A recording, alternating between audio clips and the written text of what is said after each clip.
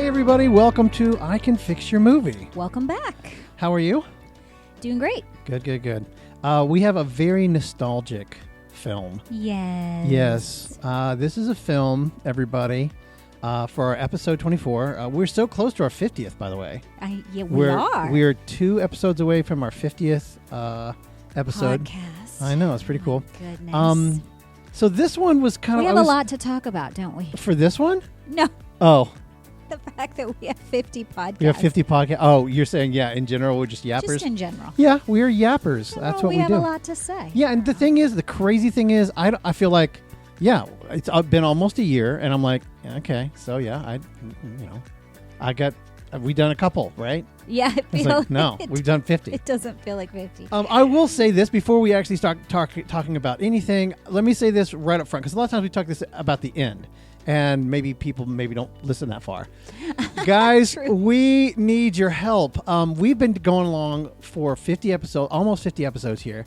And we still want to interact with you guys. Some of you download the podcast and stuff like every single week. And I'm like, that's great because it's in the same place. And I'm like, oh yeah, there's that guy and they're over there and that person and that person. And that's cool. But here's the thing. We want to be like in contact with you. And so one of the things that you guys can do, a huge favor for us, is you can leave us like a rating, okay? And if you don't like it, I understand. That's cool. It's not for everybody, but we would love to hear your comments and like, hey, rate us and then leave a comment there because it kind of helps the podcast grow. Exactly. And we would love to actually, do that. This is just so much fun for us. So we're not like, this is our nest egg that we're going to be oh my goodness. at all. But we just want to like help people connect to us. And it's really cool. So if you would please just leave us a rating on whatever, podcast you guys listen to and leave us a comment there, that would be really wonderful. So there you go. All right, let's move to this gem of a movie. I'm talking about 1987 movie Innerspace, directed by Steven Spielberg. Good old Stevie. He was notorious for finding these little interesting, gems of movies and like going, yeah, let's do that. It's an adventure for sure. Oh man. Now here's the thing. Now, okay, so I want to make sure before you watch this, you'd never seen it growing up, right? I had never seen this film. This was the first time Amazingly. I don't know how this one didn't make it into my life. I've got to tell you. Here's the deal. I've seen some. I mean, I saw films I think no one ever saw. So how I missed this one, I have no idea. This film for me, this is like 6th, 7th, 8th grade. I saw this film. Yeah. And oh man. You just aged yourself. Yeah, well, that's fine. I don't care. I watched this film over and over and over again. Now, okay, so we didn't rent films in my family. We didn't rent them. That would be such a waste of money. But we would 1,000% when it would come on TV, we would like record it and then like hit pause real quick when the commercial started and then hit, and be ready to hit unpause when the start and get it without commercial so we could watch it later. And my mom had rows and rows and rows of VHS tapes that you had recorded. We would record and watch that. And this was one of those. I watched this film hundreds of times. Yeah. Back and forth, just again and again and again. And I was watching a documentary about Martin Short and I went, oh yeah, Innerspace. This film that I had forgotten about. Completely Isn't that crazy? Yeah. You watched it so many times and I totally forgot about it. And so I was like, guys, we got to watch this film. And yes, it was silly and quirky but it was so much fun. And so guys, if you want to watch just a silly little, sci-fi kind of movie that doesn't really lean a whole lot into the sci or the fi, especially not the sci. They kind of create their own science. Their own little sci-fi bubble there. Yeah, just go watch this film. It's really fun, and it's Martin Short, man. It's Martin Short in his prime. Yeah. Maybe not in his prime. Maybe like slightly before his prime. Oh, I think he was in his groove for sure. He was amazing. He's definitely a national treasure for both the Canadian people and for us. Yes, he's an amazing man. All right, so this is Innerspace, episode 24. Let's jump into the summary. And I'm going to say, like, again, if you're looking at this and going like, well, why are you fixing a movie that you love? Well, there's stuff to fix, especially in 87. There's plenty of things to fix. Well, but I like fixing films that, like, I love. Yes. But this film was definitely not perfect. For sure, this was a classic 80s film. Oh, yeah. I mean, there's no mistaking when this was made. Yeah. I mean, it wasn't Top Gun, that's for sure. But, definitely there's a lot that, I mean, like, if I could watch this or some of the, quote, great art that is happening now on our screens, I could go back and watch this 1,000 times again. Yes, agreed. So I'm not just trying to break this thing because I just need something to talk about. There's literally, I have a list of like almost 40 films on my list that we're waiting they're waiting to work on and do the podcast for. Yes. So I'm not like hunting down good films and going, let's pick that one apart and make people angry.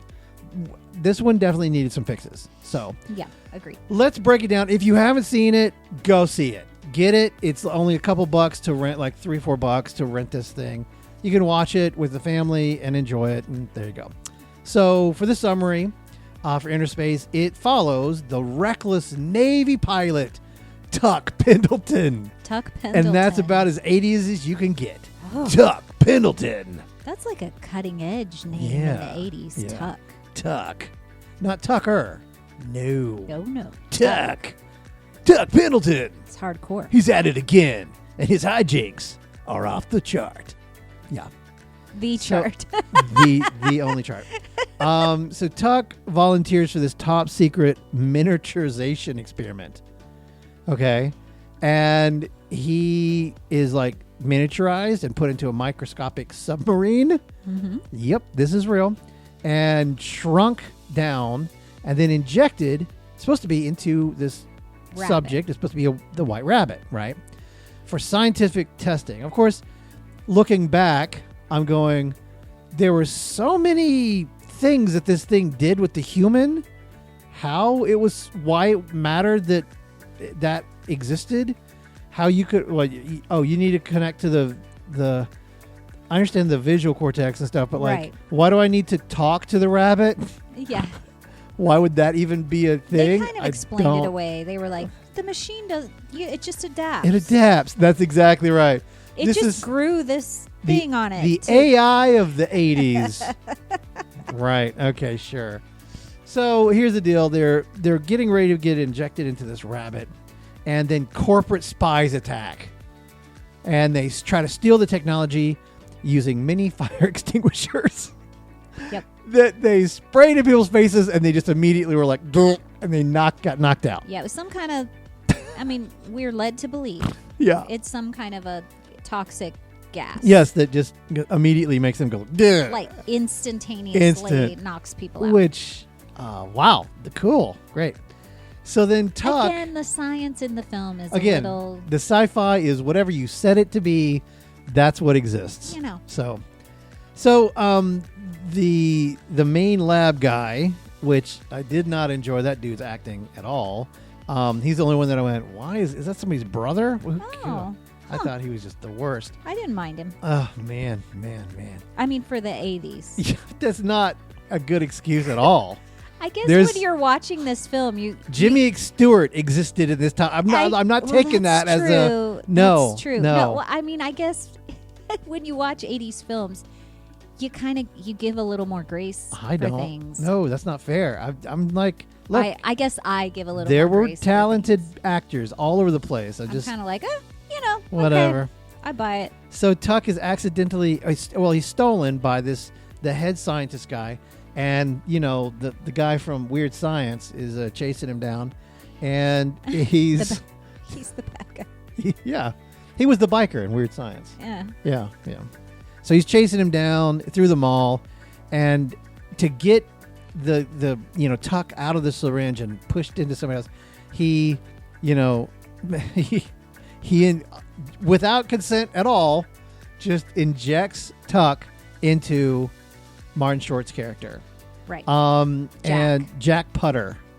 Yep. Who is a neurotic, underachieving grocery clerk. Wait. Yes. Neurotic. What did I say? I think that's what you said. Oh. But I heard something different. Sorry. Okay. Neurotic. Neurotic. Got it. Neurototic. Just clarifying. He's a germaphobe. He's every little he's thing. a hypochondriac. He's a hypochondriac. He constantly thinks he's sick. Right. He's always in the doctor's office. Yeah. Yeah. He kind of has a breakdown. He has nightmares about his job. Right. All the things. And suddenly Jack Putter and Tuck Pendleton, I'm going to say it like that every time. Mm-hmm. They're linked together. And Tuck Pendleton. No, I can't do it every time. That's annoying. No. Tuck talks to him through the submarine's communication system, which, again, what? Okay. And it's really, the two are these kind of opposite sides of the spectrum. You've got Tuck as this manly man who likes to get drunk and start fights and woo women who probably shouldn't be with him. And he's a risk taker. He lives life on the edge. And old Jack is, oh gosh, kind of thing. Yep. And you've got these two sides to the coin, right? And, Jack is trying to get away from being killed by angry people. And Tuck is trying to help him get, through this and navigate this and get him out. Right, because they're on a timeline. Out. Right. So, because Tuck is going to die from the loss of oxygen. Right, he's going to run out of air. So they know they have till tomorrow morning. Yeah, and which they were like, oh, yeah. I mean, they didn't plan for any kind of an emergency thing of like, well, what about this? And he should have been able to self-sustain for sure. But, no, that didn't happen. But anyway. Right. So Tuck navigates Jack's bloodstream and his nervous system. And from inside Jack, Jack is then, he's pulled into this dangerous conspiracy. And he's helping him by helping his adrenaline glands and helping him be strong and helping him be brave and whatever. And so it's basically, this sci-fi romp. I'm going to use the word romp again. Okay. And it's this injection turns into this very kind of bizarre buddy comedy. Is really what it is. Yes. They bizarre, quickly come to rely on each other very much. So. And both men is basically they kind of what it is they are what the other lacks. Exactly. Right? And Tuck learns to be, humble and responsible, and Jack discovers that he's courageous and confident. And that's kind of what they're really what they needed. Yeah. In the other. Yeah. They're the yin and the yang. Yeah. So that's it. And in the beautiful. end, the hero gets the girl and they get married and they drive off in the sunset, and of course Jack Putter realizes that the bad guys are still out there and they're trying to get, Tuck. They're still trying to get the technology, and they're after Tuck, and Jack has to jump in the car, and my favorite car of all time, and save the day. And go save the day. Yeah, and that's where I'm sure they were hoping Innerspace 2 was going to come in. No, I'm dead serious. They did it all the time. They put these little tiny things that go, it's not over yet, kids. There's an adventure to come. And they're like, oh, okay. Yeah. So what we liked. Well, the concept is great. A microscopic man trapped inside a person's body. It's endlessly creative, and it's kind of this very unique wit mix of sci-fi and comedy. And of course, Dennis Quaid and Martin Short. I mean, they're legends.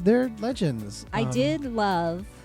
Yeah, I mean, I loved the campiness of this movie. It wasn't trying to be something that it wasn't meant to be. Yeah, it wasn't trying to be like, Stargate. We're like, oh, you better get the science right or something. It wasn't Rain Man. I mean, it was supposed to be fun. It was supposed to be silly. Yeah. It kind of, it was just this fun adventure comedy. Right. There were a lot of really funny moments in it. Yeah. Just some head scratchers as well. But it was great. Yeah, I mean, it was a fun movie for sure. I agree. And of course, for us, it was very nostalgic. Yeah, very nostalgic. It was like, oh, this is is what we grew up on. Like, this is what entertainment used to be. I kept saying things like, oh, watch, here comes, watch this. And like, everyone's like, okay, we get it, relax. But like, I really enjoyed that kind of genre of film, and seeing something that I hadn't seen in so long. Mm-hmm. It was cool. It was really, really fun. Yeah. So a hot take misstep. All right. Well, the movie has got a great premise, but it doesn't really maximize the full exploration of, like, look, you're in the body. Yeah. Right? And that concept was just basically a backdrop. And it wasn't really used for, like, the character arcs, and it should have been. Okay. And I think it just settled for the surface level comedy, and kind of the potential of that was just kind of lost, in my opinion. And I wish it had been more. Right. So. Well, I think a lot of the missteps in this film is that something we've already mentioned a couple of times is that the science was a little bit wonky, iffy. Yeah. It's a little not straight out of your textbook, right, from high school. But I mean, it was like the suspension of disbelief you had to come to in order to just enjoy this film. Yeah, there was a lot of stuff like, wait a minute, what would... Oh, right. Wouldn't that do this? I mean, they asked a lot of the audience. I'll just say that. They asked a whole lot. Yeah. There were several weird things that happened, obviously. So for your hot take misstep, I said it for you. Thank you. Mine is just a really silly one. It's like when closer to the end of the movie, they end up calling the police. Right. The girl who's Meg Ryan is the love interest of Tuck Pendleton, but she's also a reporter. Right. And she kind of gets tangled up in this whole situation that's happening. Right. And so she ends up kind of saving the day at the end, and she calls the cops, okay? And they escape, and the cops arrive at, like, the villain's laboratory. Right. And then the next scene, the villains are just leaving. Yeah, no problem. They're just out. Walking away. Yeah. They've been shrunk. They've been shrunk. And the cops have no questions. No questions here. No questions at all. Right. And so the cops, but just to me, I'm like, what? How did they... We call the cops show up, the cops find the villains. The villains are, like, there for the taking. You didn't see the scene where the little ninja bodyguards were like, and they chopped them on the ankles and they fell down. That's really my mistake. That was the one thing I was like, wait, why? How did you get out of that? Wait, didn't the police show up? Yeah. How are they now chasing these microchips again? Which they weren't really microchips because they were big. Yeah, they were big chips. Pem chips. Pem chips. Wonder where they got that from. Circuits chips? Am I saying the wrong word? I don't even know. It's good. Another one that I thought was like, well, okay. Again, it was kind of a sign. They could have figured it out and just given it a couple of words to, fix this. But like he navigates the body, and the size. I mean, he is microscopic, but he navigates the body like it's just an inch away from. Like he's down in the butt, and then he's got to go up to the eye, and it's like a minute, and he's there. And I'm like, would it take that? Wait a minute. You're not like in the veins. He's only in the veins like twice, I think. The other times he's just kind of floating along on, you know what I mean? Right. And I'm like, how? Okay, all right. I felt like that would have taken longer because to me it was like that Death Star paradox where you get on the Death Star and it's the size of a moon, and to get to Princess Leia, she's on deck 520,000, and it'd take a day and a half to get to her. But we're not going to talk about that. We don't have time to show that. And right. So they just take an elevator. They just take an elevator and like happen to pick the right floor. Right. Yeah. Or the Green Lantern, throw him into the sun, and it's literally from the Earth to the sun. It's about a 30-second jaunt in space. Oh yeah, they take off from the Earth and they're already like at the sun. Right. So that's kind of what that was for me. I think that they could have done something to fix that, but anyway, I think if they just said like how at the very beginning how he navigates the body, when he's in the lab, like, all right, make sure that you use the arteries and the veins to navigate. They're the true highways of the body. I'm like, yeah, gotcha, I got that. Well, we would have been fine with that. I think they did show that a little bit. I know, but it wasn't always the use. It wasn't the only way he navigated. He was kind of in every part of the body. Right. And so that was, I was like, wait a minute. If you stick with what you're right. Like at one point he switches bodies to someone else's body. I'm like, he was down here and then he got up in the mouth for whatever reason. Like, how'd he get there? So he was in the mouth and then so Jack ends up kissing. I know I'm jumping way ahead. That's okay. Jack ends up kissing Meg Ryan's character and gets in her body, but Tuck doesn't realize it, and neither does Jack, and neither does Meg Ryan's character. Right.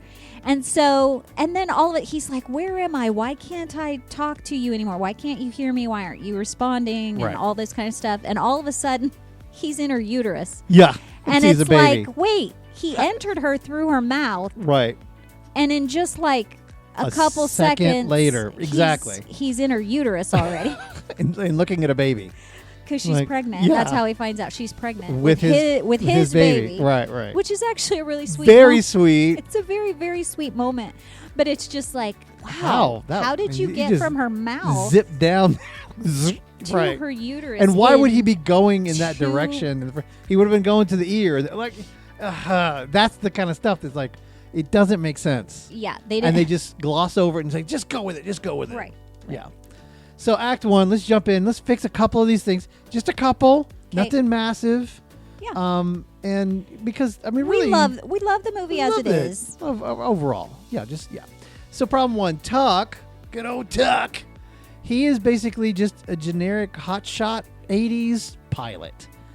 And that means that Tuck Pendleton is a drunk. And he's loud and he knocks stuff over. Oopsie doopsie. Right? Yeah. He is the standard 80s action lead. He's reckless and kind of a scamp. Right? And the thing is, it's hard to pull and like a jerk. It's hard to pull for him. Like the whole time I'm kind of like, man, I hope he goes out the bowels. I kind of just was like, flush that turd. I don't like him. It's frustrating when they make the main character unlikable. Really unlikable. Not just unlikable, but really unlikable. His first scene, he literally is just for no reason. Yeah. Comes in and ruins this award ceremony for these military, for these other guys, not him. And you get all these. Embarrasses his girlfriend at the time, and then they end up spending the night together anyway for some crazy reason. Because he plays the song, the magic love. He plays the song for her, and then she leaves, and she's like, you know what? I can't do this anymore. We're through. Right. And for us as the audience, we're like, yes, girl, leave. Like, get in that cab. He is not worth your time. He is not a good guy. No, not at all. I mean, he wasn't like, I'm breaking the rules because this is important to me and it's going to save lives and it's going to help people. He's just an alcoholic. Because when they go back to his house after, Jack, he's been injected into Jack. He's like, go over here, check where this bottle is. Oh, well, check my other stash. Look, alcoholics do that. Yeah. Alcoholics have stashes all over the house. Yeah, stashes of alcohol. And the first scene, he's completely drunk. The first thing he says when he and Jack start communicating is, I need a drink. Right. I'm like, the whole time, though, I was like, yeah, they got married, but you never dealt with his alcoholism. We never dealt with it. I guess he got sober in the body, but I guess. I mean, I was just like going, I see how this is going to roll. You're going to like be around for a couple years, get tired of his junk because he's not going to change, and you're going to be a single mom. This is not a good relationship. Right. And I get that you kind of have to start somewhere because you need him to have an arc, right? Right. You need him to learn. You need him to change and grow. So for a fix, then, we make Tuck addicted to risk because he fears irrelevance. And more important, commitment. Yes. He's afraid of commitment, but he's not going to get drunk. He's just like running away because he's afraid he's going to become too old to do some of the things. Or maybe he was wounded in one of the things which makes him ineligible for these other things, right? Right. That are in the Navy, and he's got to do these risky things because he still and that kind of gets you to like where Maverick is, you know? He's like, well, I'm too old for this and blah, blah, blah, but I've got to, I'm chasing this, and I want to be relevant, and I want to be important. And right. But he's also running away from the commitment that he's had, right? So he's a pilot whose best days maybe are behind him, right? Yes. And the miniaturization mission is this attempt to matter again. And instead of committing to his girlfriend, he's running away from that in the smallest possible way. Right? Yeah. And that's an interesting thing. But making him just a scamp and a drunk is like, and I hate him. Yay. Yep. There you go. Exactly. Next, Jack. Oh man, I can already hear people getting upset. Martin Short is, I think, an amazing actor. Yes. If you ever watch his stuff, I mean, he has way more misses in his life in movies than he has hits, but the characters he creates are amazing. Oh. Father of the Bride is brilliant, and Stuart. I mean, the characters that he plays. Yeah, I know. There you go. He's incredible. He's an incredible actor, but in this one, he feels a little too cartoonishly pathetic, in my opinion. Yeah. He's got all this anxiety and he's like incompetent, and he's like, oh no, okay, and it's kind of hard to believe then later that he could become that heroic without showing some kind of signs. And the thing is, look, Martin Short is a gem, but like I think they just went too far without really giving him a whole lot of heart. And I can prove that by the dancing scene, right? So like he goes back and he's like, here, go back to my apartment. And Tuck says, go back to my apartment, Jack. Yeah, gives him directions to his apartment. Right, he goes in there, he's like, I need a drink. And he gets drunk, and immediately he starts dancing, doing the Martin Short things. And I'm like, why would you do that? If that was anybody else, they're not putting that scene in. But they were like, let's put it in for Marty. Yeah, now you just shoehorned the gem of the person that is. You could have figured, you are amazing creators, okay? You're Spielberg. You could have figured out a way to use Martin Short without making him so silly and goofy and stupid. I mean, there's a way to do it. And don't just make him dance around. It didn't fit. It didn't make sense. Yeah. Yeah. Exactly. It's kind of like those, variety shows that just feature people's like greatest hits. Right. And it felt like there were a lot of scenes that were just like, let Marty be Marty. We're just putting this in so that we can see, Martin Short do his thing. Right. Even though it really didn't push the story forward. It didn't make sense to the story. Yeah, but like what are the moments that were funny? When he's driving in the car and these little hands are coming up and it's insanely funny. He's like, and he's just going crazy. Right, that's hilarious. But that made sense to the story because the villains get shrunk and then they hide in the back seat of their car as they're driving, and they like have these little they start attacking miniature hands coming from behind. And they've got these little doll hands. Oh, it's funny, but yeah, I agree with you. I think the film started with both men at their absolute extremes. Worst, right. So Tuck is as extremely yucky as you can be, and Jack is incredibly pathetic. The absolute polar opposite. Like he's as extremely pathetic as you can It's just kind of like the whole, the jock and the nerd in real life, and you're like, okay. Anyway, for a fix, I think you show Jack, and he's got these strengths, even as the kind of wimpy guy. He's observant. He's empathetic. He's good at reading people. Right. And he's got these skills that later come into play. Right.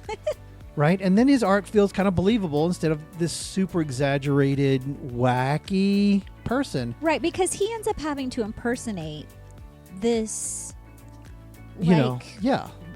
killer, the arms dealer person. Arms dealer cowboy character. And he just does it. Yeah. It's like, wait, how did he do that? How is Jack able to do that? Able to pull that off? Well, show us earlier. Show that he used to love theater, or he loves to copy people on the TV. And I'm a wuss, but I can do impersonations. Yeah, really good. Exactly. That's the point. Yeah. Instead of just being wacky and silly, and I'm going to go dance and be right.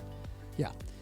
All right. Next one. The villains are just basically they're functional, but they're forgettable, and they're just they're the corporate espionage angle, and I think it works okay.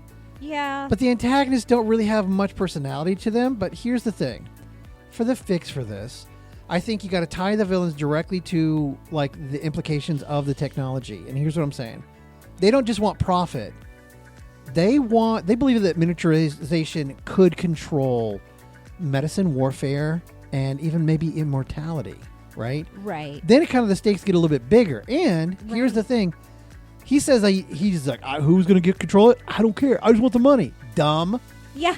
No, you do want it. Follow me on this one. They talk about selling it to other people, but he's like, but here's the thing. We're going to miniaturize people and put little sub things in these leaders.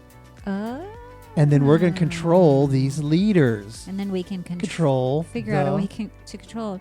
And then they control what? The world.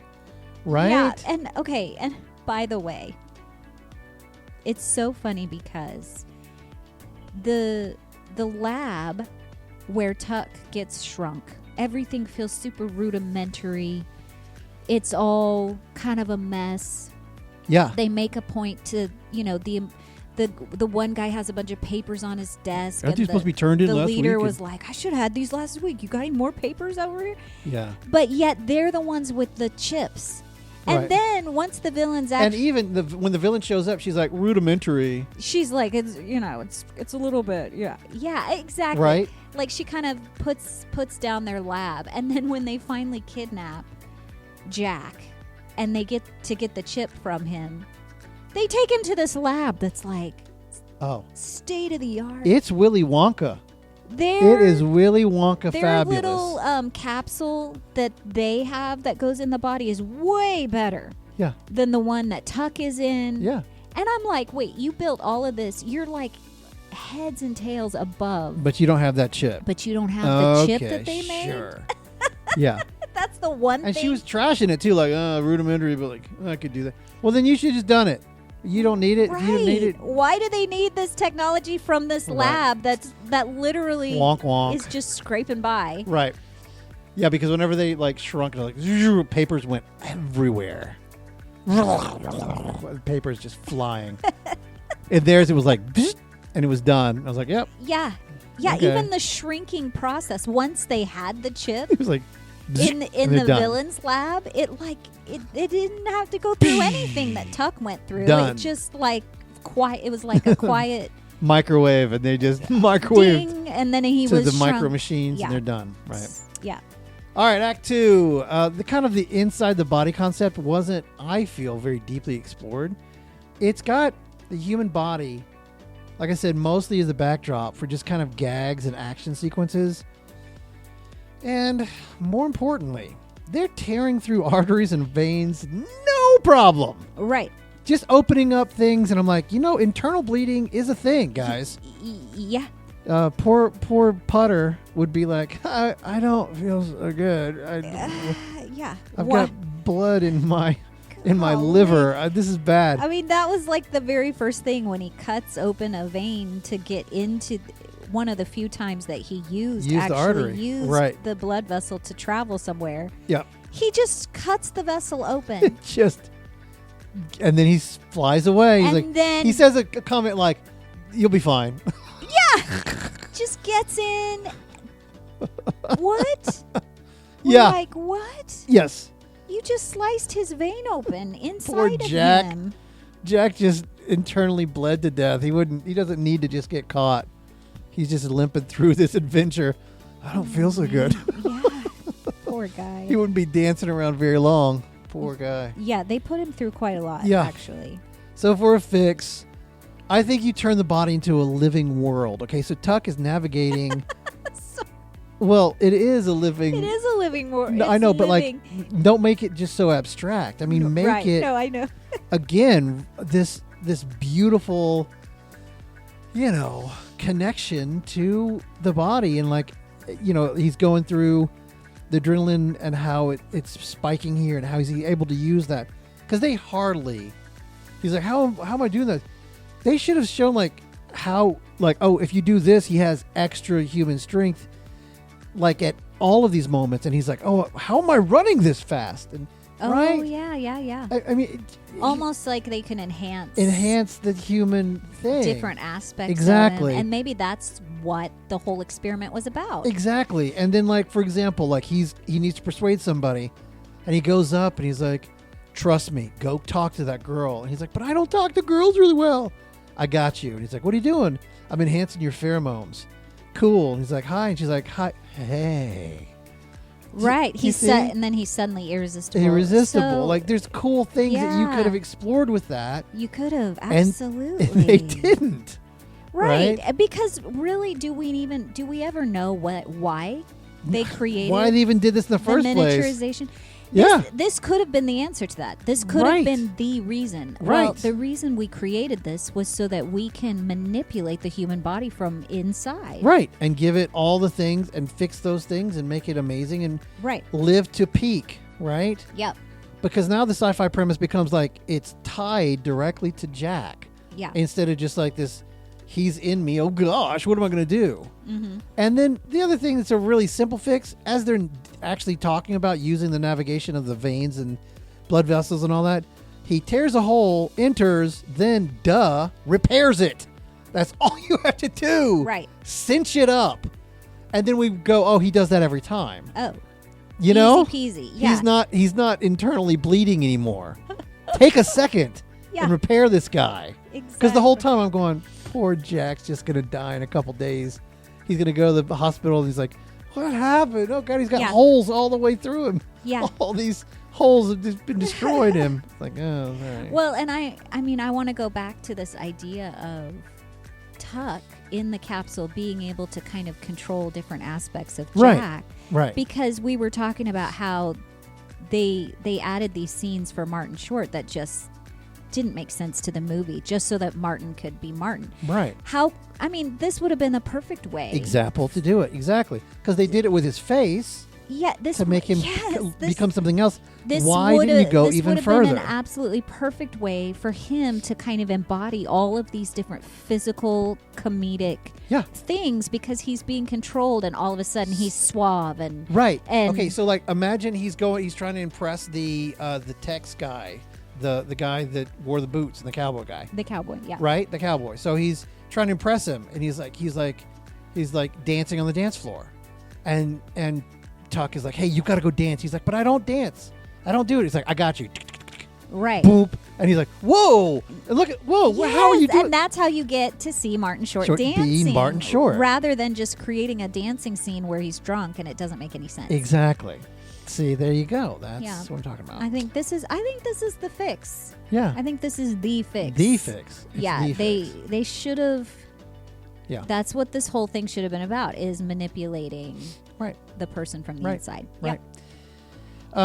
Next, Jack's growth basically happens way too abruptly, and this is tied to what we just talked about.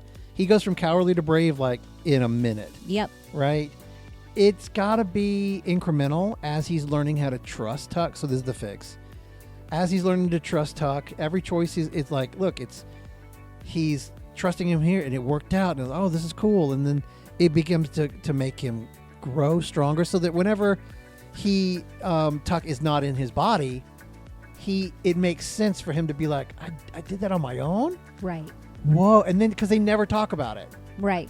He's like, I did that on my own. He's like, yeah, man, it's always been in you. And he's like, yeah, it's always been in me. Right. And then we see as an audience, we're like, oh man, that's cool how you can help yourself to do these type things too. And it's like how that would change you and how cool that would have been.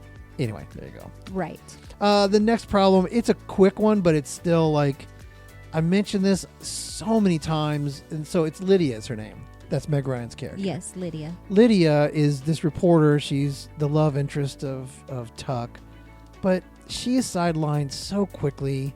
She's in there and she kind of does things. She helps with a couple things. But it's like in most stories, we just sideline these really intelligent ladies. And we're like, all right, but you're the love interest and you're pregnant and you're the this and you're that. And she did help. She did. But like it could have been so much more because like whenever Martin is pretending to be the cowboy. Yeah. And she is going with him. Yeah. She's like, who are you? Sister-in-law. Sister-in-law. Yeah. Why wasn't she like, I am also the cowboy's cowgirl? Right. She could have created her own. Go with it. We're talking about Meg Ryan. We're not talking about a scrub, okay? Exactly. You use Martin Short. You found things for him to do. Use Meg Ryan. She is incredible, and we didn't use her at all. You could have subbed any actress in the 80s out with her. You only had her for her name recognition, and that's it. You didn't give her anything interesting to do at all. Well, no, I don't agree with that. All right. I think she did some pretty interesting things. She drives the car that saves Martin Short from the freezer. Yeah, but he's the one that's doing all the stunt and all that. Right, true. I'm just saying I would like to have seen her take more of a role. She did kind of save the day, but yeah. I mean, I think that there were a lot of moments where, yes, she could have been a more vital part, and she could have kind of played more of a part. Right. Than they allowed her to do, and they kind of made her the sidekick whenever Martin Short's character was sort of the main focus. Then she was kind of put to the side. Right. All right, Act 3. There's a couple that are just, I feel like fairly quick. There's this thing that happens where, Tuck is by the heart, and, he's afraid that it's going to cause a heart attack or whatever if he goes into the heart or whatever. Uh-huh. And I'm kind of like, well, how? I mean, he's so small, it would have done nothing. Right. But, okay, fine.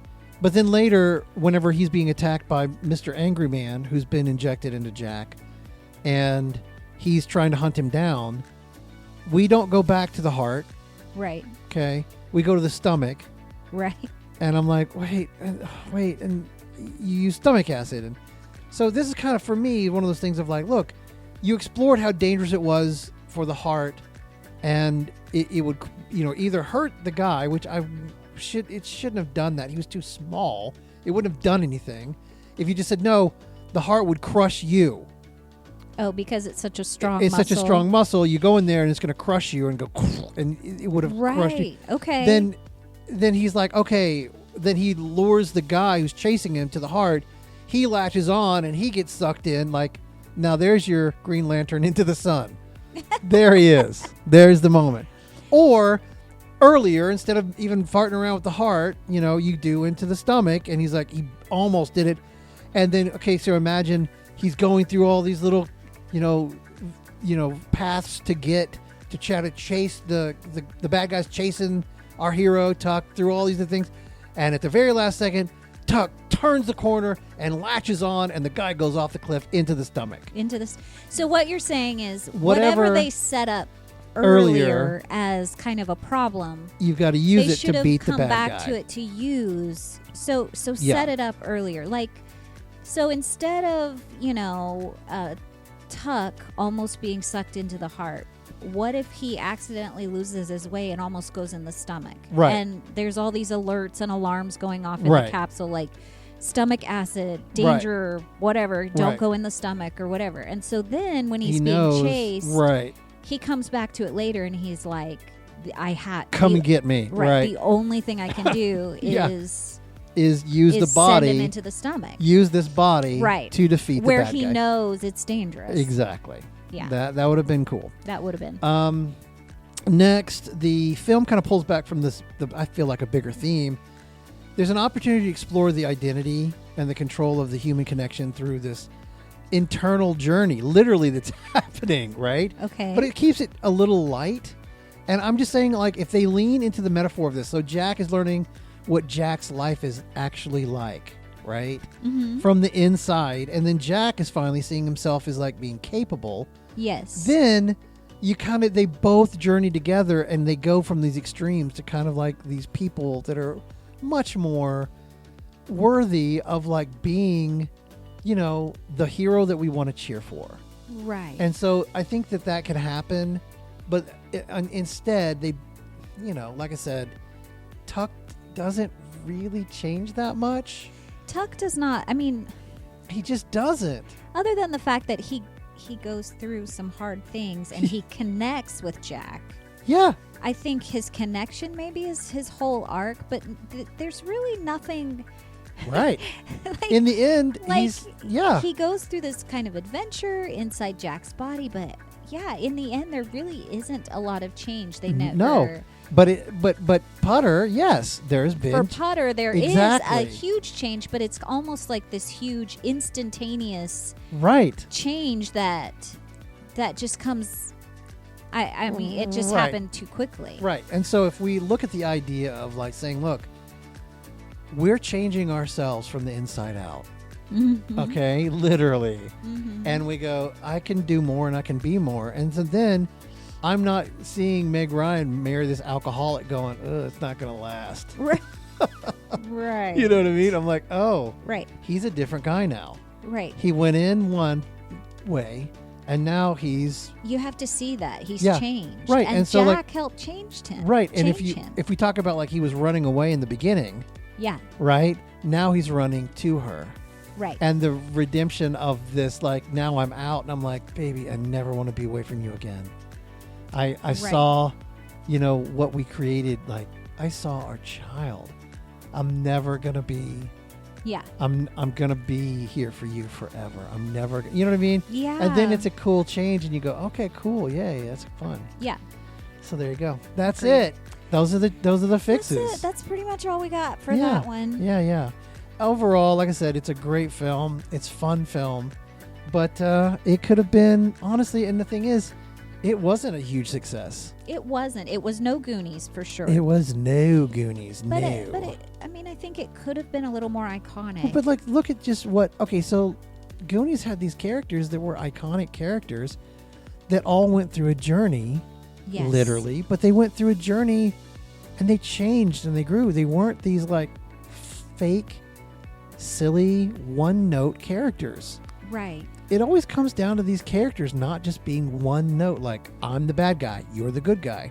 I'm the jock, you're the nerd. And now I'm better by being more jock-like, and you're better by being a little bit more caring.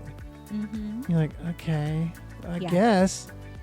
If they'd, given them some stronger motivations and stronger reasons to do the things that they did, focus on that story, I think they would have had an amazing film that would have been memorable. That you would have watched. That I probably would have seen. In 87. That's the thing. Exactly. Instead, you missed it until now. And I did. Yeah. And I feel like maybe a lot of people did. Oh, so. Yeah. I'm pretty sure we're going to be like, Innerspace, and people are like, what? Is that a new... It's like, nope. Is that a new Matthew McConaughey? Yeah, no. So anyway, there we go. All right, so that's our show, everybody. I hope you had a great time listening. So like I said, leave comments. Leave us those 5-star reviews. And, I mean, no pressure, but that would be awesome. Yeah. We'll take it. We'll take it. Yeah, absolutely. Share and like and do all those awesome things. And we're going to keep on making these, and we're going to see. We're so excited for the 50th. I'm not going to tell yet. I'll give you guys a hint next week on what the 50th episode will be. Okay. But not quite yet. Okay. Not quite yet. Right. So that's all we got. And we'll see you next time. Bye-bye.